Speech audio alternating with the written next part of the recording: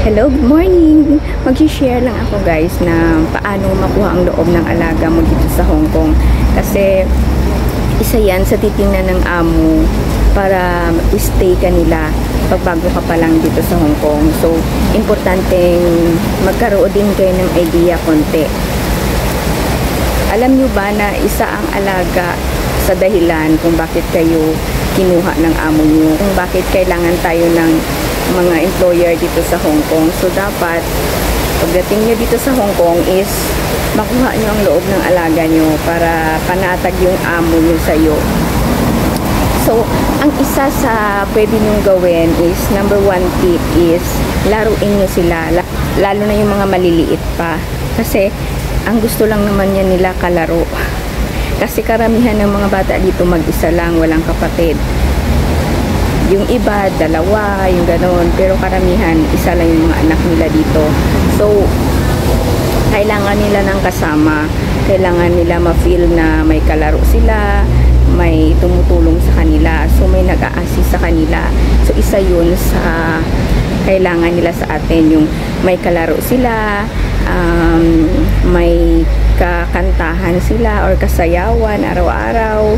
So, kailangan din natin silang kantahan, may magkwento sa kanila. Yun yung parati kong ginagawa, yung storytelling ako sa alaga ko. Binabasahan ko siya ng libro. Pero may time din kasi na yung, ang dami mo ng trabaho, may gagawin ka pa na trabaho, tapos yung alaga mo nangungulit maglalaro. May time talaga yan guys na medyo wala ka sa kondisyon maglaro, pero pilitin nyo kasi pag lalo na pagbago kayo, kasi pilitin yung makipagbanding muna sa alaga nyo. Unahin nyo yung trabaho para pag andyan na yung alaga nyo is malaro nyo sila, kasi yan yung isa na dahilan na mapapalapit kayo sa kanila. Parati kayo yan hahanapin, ipapifeel nyo yan sa inyo na kailangan nila kayo. Matutuwa yung amo sa inyo pag ganon. Number 2 is maging teacher kayo sa kanila. Hindi lang tayo yaya nila, hindi lang tayo helper sa bahay ng amo.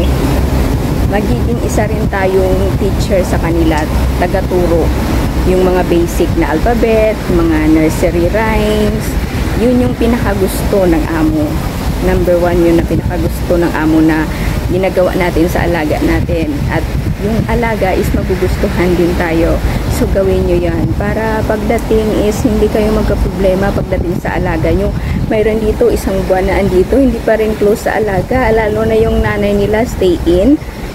Siyempre, yung yung bata, lalapit talaga yan sa nanay. So, wala siyang chance na malapitan yung alaga niya kasi hindi niya alam yung gagawin pagdating sa alaga niya. So, mayroon din kasing mga bata na pag unang kita pa lang nila sa'yo, pag-aanal agad yung loob sa'yo, yung gusto nang lumapit sa'yo. Pero may mga bata din kasi dito na pagdating mo, mahihiya pa yan sa'yo, o di kaya yung hindi sanay na na may ibang tao sa paligid niya. So, hindi pa yan talaga lalapit sa'yo.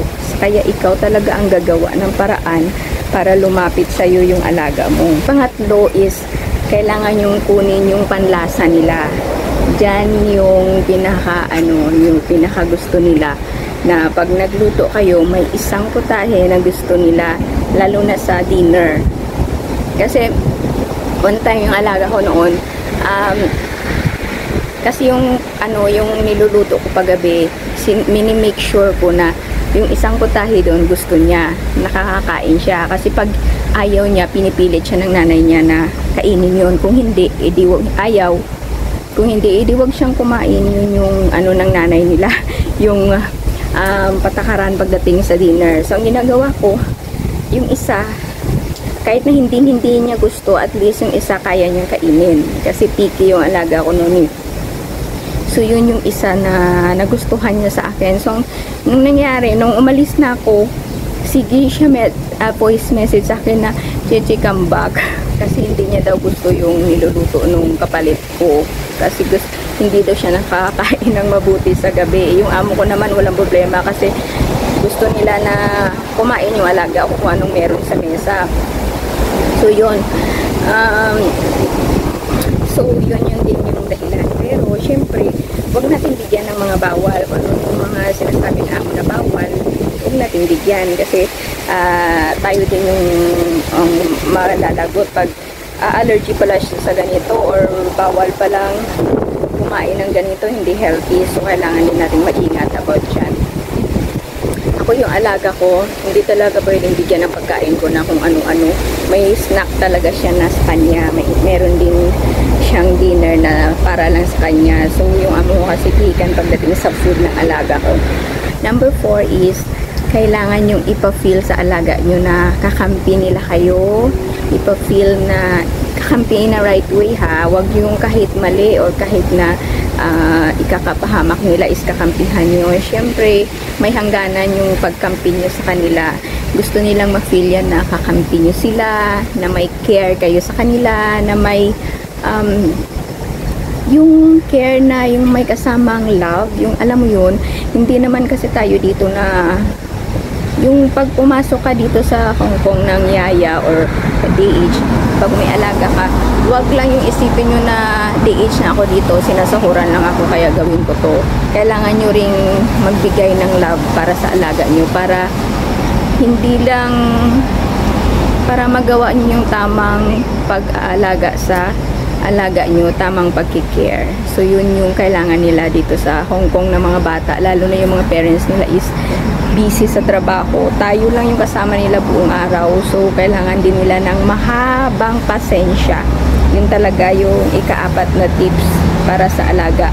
Pinakamahabang pasensya. Kasi one time may nakausap ako. Minsan daw nanginginig siya sa inis alaga niya, nasasaktan niya na yung alaga niya, hindi na siya nakakapagtimpi. So yun talaga yung iwasan natin na mangyari sa atin. Inhale, exhale lang. Tapos kailangan nating mag-isip ng paraan na ma-divert yung attention natin para hindi natin magawa yung sa alaga natin. Kasi bawal dito saktan yung alaga, yung mga bata. Kahit na parents nila bawal. So kailangan nating gumawa ng paraan na pag galit tayo is madadivert yung attention natin, yung isip natin o yung nararamdaman natin sa isang bagay na mawawala yung iniisip natin na magawa natin ng hindi maganda yung alaga natin or masaktan natin, kasi bawal talagang saktan dito yung bata. So lahat ng pagtitimpi gawin natin, lahat ng pagpapasensya kasi pag may alaga ka dito, as in talaga yung parang sasapog ka na sa inis na hindi mo pwedeng saktan yung alaga mo, hindi mo pwedeng sigawan o ganun, kasi may mga parents kasi dito na ayaw nila ng ganun. So kahit utusan ka pa ng amo mo na pwede mo siyang saktan pag gumagawa ng masama, wag mo talagang gawin kasi bawal yan dito.